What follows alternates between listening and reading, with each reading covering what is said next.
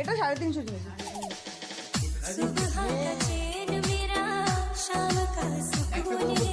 হ্যাঁ হ্যাঁ, সাগরিকার বরের জন্য একটা গোলাপ 100 টাকায় নিয়েছে।